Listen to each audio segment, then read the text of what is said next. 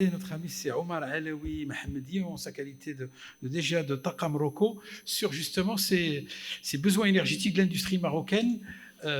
On dit souvent on a besoin d'une énergie électrique fiable, on a besoin d'une énergie électrique compétitive et à bas carbone. Alors, quels en sont les leviers, les déterminants justement pour arriver à avoir ce mix sur les besoins énergétiques Maroc avec un développement durable constant et continu.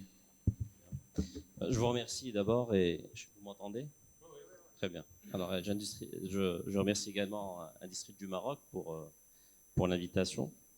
Je pense que ce qui est nécessaire pour le Maroc aujourd'hui, c'est une industrie qui a besoin d'une énergie qui soit fiable, abondante, compétitive et à bas carbone. C'est les quatre éléments. Et je dirais le premier, on regroupe les deux, c'est-à-dire fiabilité et abondance. Et à ce niveau-là, le Maroc a fait des progrès énormes. Il faut rappeler qu'en 2013, on était importateur de 21% de notre consommation d'énergie électrique d'Europe. Entre-temps, notre capacité installée est passée de 6 900 MW à environ 11 000 MW aujourd'hui. Donc il y a un pas énorme qui a été franchi. Et aujourd'hui, nous sommes net exportateurs. Nous avons eu une croissance de l'énergie électrique liée au programme PERG qui a fait qu'une croissance soutenue de 6,5% entre la période 2005 à 2012. Et nous assistons à une certaine décélération depuis 2012 à 2020 où on a une croissance autour de 3,3%.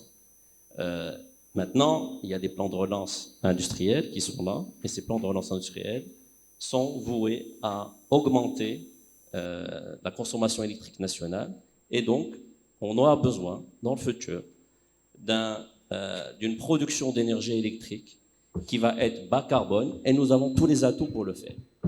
En tant que premier producteur privé d'électricité, le groupe Taqa, nous avons été présents ici au Maroc depuis 2007 à travers le groupe Taqa, mais notre société existe en tant que premier IPP au Maroc en 1997.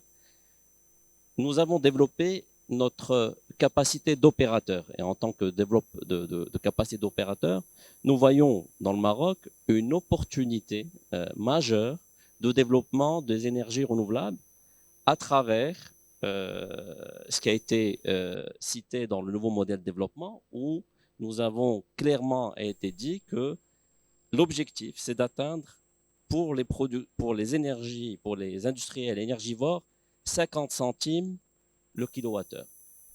Ces 50 centimes le kilowattheure sont aujourd'hui, c'est pas un rêve. Hein. C'est quelque chose qu'on peut faire, non pas dans 10 ans, mais on peut le faire tout de suite. Quand on voit les atouts climatiques du Maroc, 3500 km de côte. Au Maroc, réellement, c'est une presqu'île.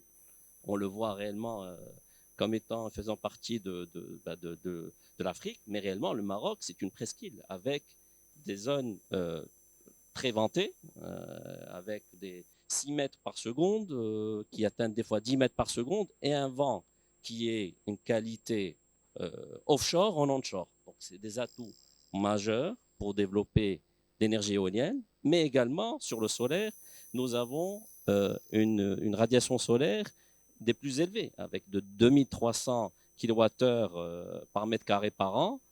On peut, à travers l'énergie solaire et l'énergie éolienne, produire de l'électricité à moins de 50 centimes. Maintenant, bien sûr, ça suppose qu'on lève les freins. On en a parlé dans le premier panel. Les freins réglementaires, d'abord, la réforme de la loi 1309, la loi 4019. Ces réformes doivent se faire de telle manière permettre cette énergie d'arriver du producteur privé à l'industrie. Et ça, ce pont-là, il doit être réalisé à travers un régulateur fort.